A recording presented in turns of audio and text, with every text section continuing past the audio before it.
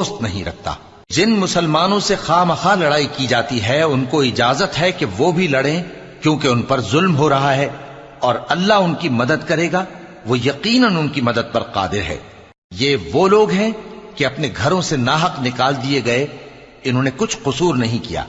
हां, ये कहते हैं कि हमारा परवरदिगार अल्लाह है, और अगर अल्लाह लोगों को एक दूसरे से न हटाता रहता तो खानकाहें और गिरजे और यहूदियों के इबादत खाने और मुसलमानों की मस्जिदें, जिनमें अल्लाह का कसरत से जिक्र किया जाता है, गिराई जा चुकी होती।